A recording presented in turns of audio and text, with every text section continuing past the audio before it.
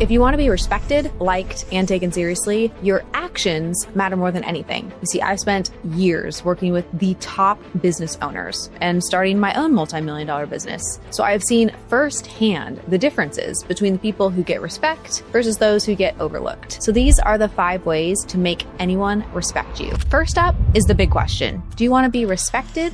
Or do you want to be liked? I am a natural people pleaser, and I think this shocks people who meet me today because I don't have traditional people pleasing qualities any longer. And that's because I have made active choices for the last decade to not choose to be liked more than I want to be respected. See, when you don't know which one of the two you're going after, you can get confused, because when you're meeting people and you want to please people, you can end up pleasing the wrong people. And I can honestly say that until my early 20s, I always prioritized people liking me and what people thought about me more than choosing the right people to respect me. And what happens when you prioritize people liking you is you compromise. You spend time around people who do things that you actually disagree with. But because you want to be liked, not respected, you don't say anything, you don't change the environment, heaven forbid, and you don't correct them. You just keep going on, agreeing to things that actually make you feel like you're compromising. In order to be respected, the first person who has to respect you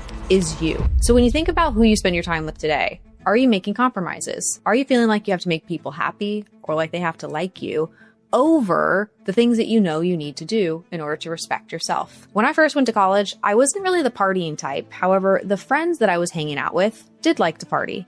And they like to drink more than I like to drink. But I didn't know how to stop spending time with them. So I just fell into this role where I would be there. I would always be the sober one, but I was wasting all of my time trying to get them to like me or think that I was cool because I was still in the environment. It took me longer than it should have to extract myself from that environment. And not that there's any judgment that I have for people trying to figure their lives out while in college, but I know that for me, I was making decisions at that time based off of what somebody else thought and what somebody else wanted me to do instead of prioritizing the decisions that I knew would allow me to respect me. Remember, without respect, your voice just gets drowned out and your authority will be entirely ignored, no matter how friendly or charming you actually are. You have to establish clear boundaries, show competence, communicate with authority to start to earn respect. Number 2 is next. Consistency over long periods of time creates confidence. It is easy to just go into the gym for a couple of days and you get all excited about it and you buy your cute workout clothes and you start to think, man, I'm going to finally take control of my health and wellness journey. But if you fast forward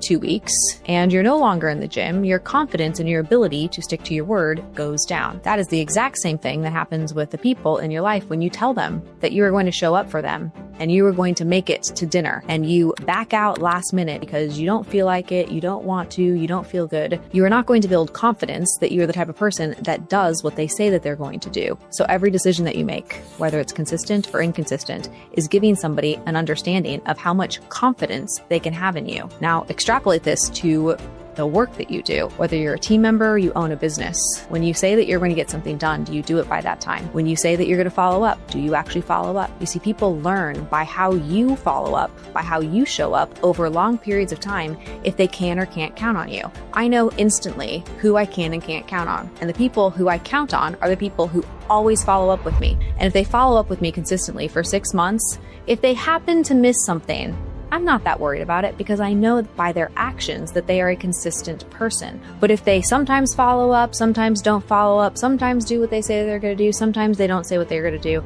I'm just going to bypass them. And when you bypass somebody in an organization, all of a sudden you start to ask yourself, well, why do I need this person if I'm going to end up having to do their job because they aren't consistent? And yet when you talk to the person, all they want is more opportunity. They want to be trusted with more. They want to handle more. They want to make more money. They want to do big things, but they can't even handle what's in front of them. This is actually why respect doesn't just happen overnight. What is so cool about being consistent, it is in your control if you say that you're going to do something. And what's also cool is you don't have to commit to something if you have no intention to do it. That's fine too. Next is number 3. You have to set clear boundaries. One of the hardest lessons I've had to learn is not just setting boundaries, but is actually getting other people to respect those boundaries. There's 2 steps to boundaries. The first is creating them. The second is enforcing them. When it comes to setting boundaries, the first thing that you have to ask yourself is, what are you not willing to tolerate in your environment? Pull out a piece of paper, maybe the notes app on your phone, and list the types of behaviors that you will not tolerate from people who work with you, who spend time with you,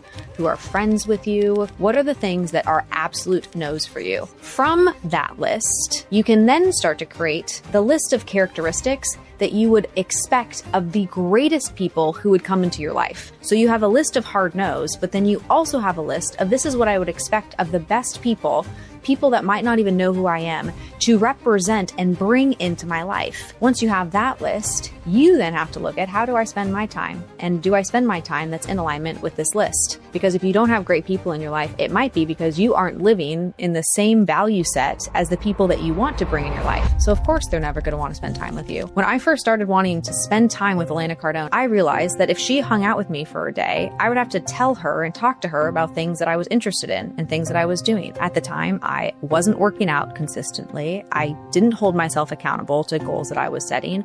I was wishy-washy about what I did or didn't want for my future. I wasn't able to clearly communicate the personal goals that I had for myself. And so I spent 6 months becoming the type of person that Elena would want to be friends with, so that when I did have the opportunity to meet her, to spend time around her, we had similar shared interests. When she wanted to go to the gym on the very first trip that we took together, I wasn't embarrassed by how out of shape I was because I had already started to go to the gym. So you have your list of the things that you want. And when it comes to the list of things that you don't want, here's the challenge. When it comes to the things that you don't want and the boundaries that you are setting, where you would kick somebody out of your life for violating those boundaries, it can be incredibly difficult to draw a hard line. I can't tell you how many people have, to my face, made disrespectful comments, have laughed at me, have lessened my role, have not taken me seriously. And in those moments, it's challenging to actually say, you no longer get a spot here, because they're already there for a reason. They're there because they're family. They're there because you've known them for a while, because you hired them. You thought that they were going to help you and they were responsible for something. And I have always found that if somebody is violating a boundary that I have and I get rid of them in my life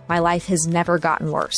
It actually gets better. But if you think that things are going to get worse, be challenging, everything's just going to melt down when you get rid of people that aren't respecting you, then you're not going to get rid of them. But I can promise you, just trust me on this, get rid of them and see what happens. You are going to be amazed, because you will not go backwards. You will actually springboard forward, because you don't have somebody constantly invalidating you. Now we're on to number 4, one of my favorites. Master your craft. The easiest way to get respect is to be great at something. If you aren't great at anything, it's hard to think about, but why should somebody respect you? You want respect. Well,